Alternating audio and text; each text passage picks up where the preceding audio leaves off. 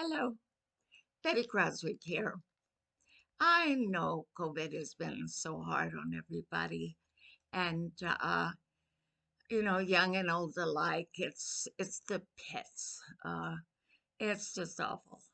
And I think though that some of us who live alone and are elderly uh, may get prone to depression and feelings of being so isolated, which is only natural. But I think, even though we have to look hard for blessings, we don't really have to look hard for blessings. Most of us have families who are gather about with a mask and social distancing. Uh, but in those who are not have uh, hopefully cultivated friendships. It's difficult for maybe somewhat for people who live alone and who are elderly in their 80s, late 80s, 90s, as I am. Our generation is used to, if we are healthy, taking care of ourselves and being very independent as long as possible. And we have to concentrate on this, that we are reasonably well or we wouldn't be living alone, and we have our contacts. We can um, use these contacts frequently and read and write. If we take a notion, we can make our opinions known. We are witnesses still on this earth to what is happening to the human race. And we need to not back away from this responsibility, but embrace it because we have not that many years. We need to leave accounts one way or another of our sojourn on this planet and how we have watched history unfold. We lived history. Um, we are interested in how it is unfolding. As Mark Twain once remarked, history may not repeat itself, but it rhymes. So we look at these rhymes of history, and we feel, a lot of us, that we still have something to offer in terms of, look at this. This is like it was then in these respects. Maybe we don't have to keep doing the same damn thing over and over and getting the same stupid results.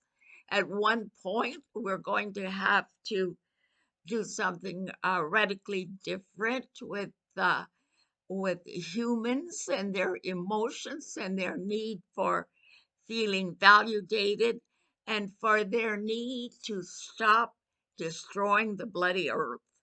And the earth is bleeding. We must stop it. We're too old to go out now and stand in front of logging trucks or go protest fish farming in the ocean that breeds all kinds of other diseases, the plastics being made, the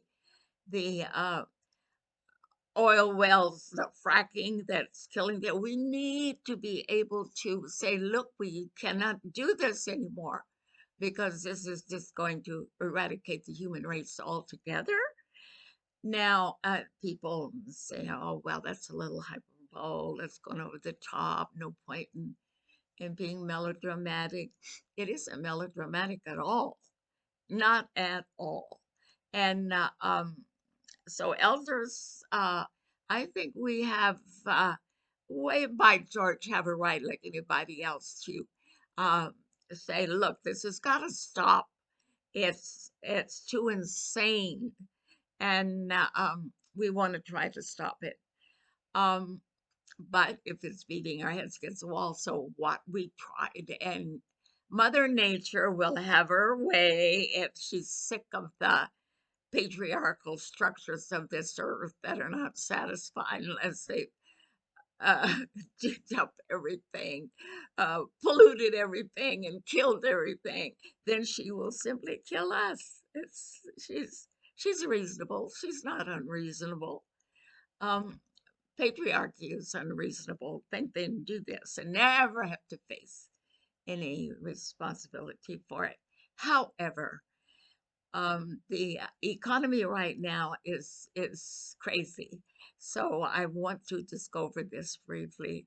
Is that the last time I posted, I was talking about bail-in and bailouts. We all know what a bailout is. That was when in the 1980s, um, our Fed, the people who make all the elite monetary decisions, the banks, the central banks, just gave everything to whatever banks were failing at the time, for corporations who were fixing to go under because of their greedy, stupid decisions.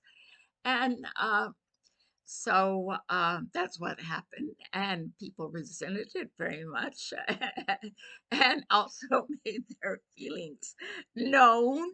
So, the in recent years, the banks were thinking about, well, maybe we could just take some out of their bank accounts without alarming them and saying that, oh, well, their children are going to have to pay for this. So we can uh, just take some money out or make some other accounts and say these are their accounts too. We can cook the books a million different ways.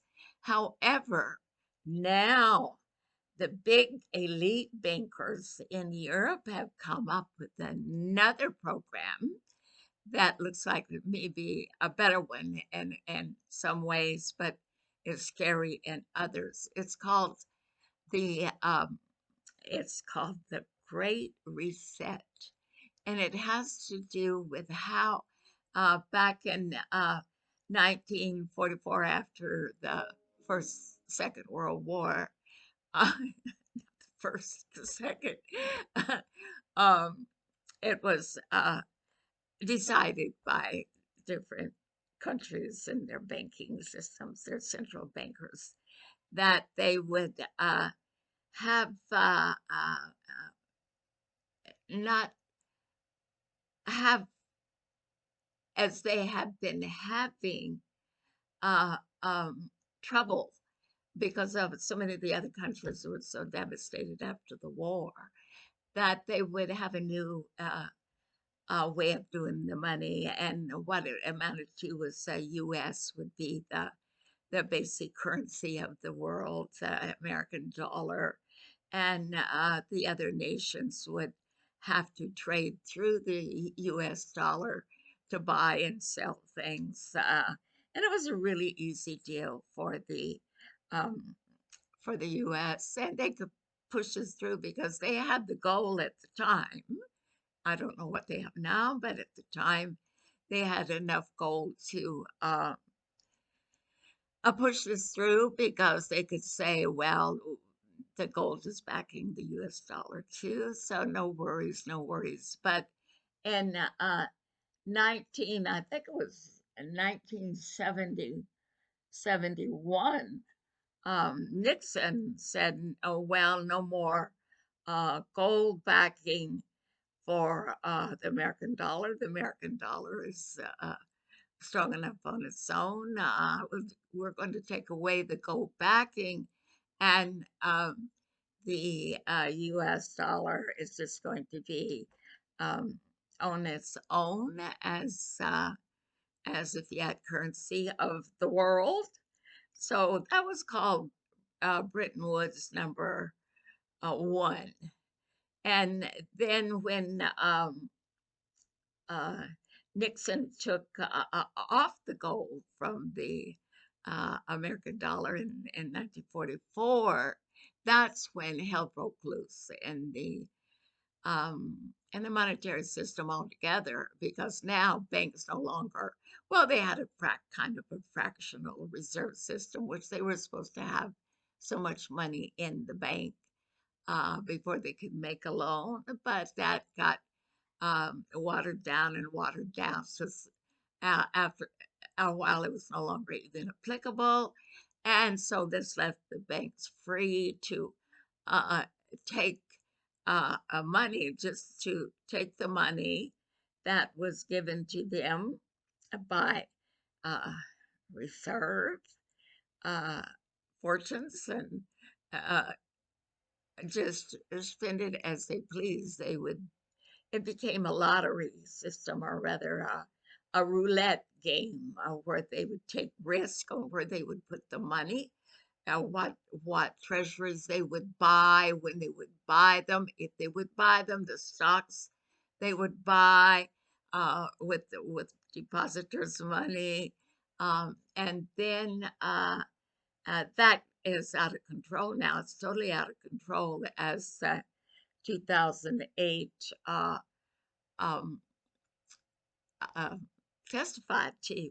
And now it's 2008 all over again, only worse, because now the little banks, the smaller banks, won't lend the money that the Federal Reserves are giving them, because they're not stupid. They know the people are out of work, they don't have jobs, they are in bread lines, are worried about um, making their mortgage payments in the States primarily, but also in Canada too. Canadians are certainly getting worried too. And so now these elite bankers have come up with something really, really good.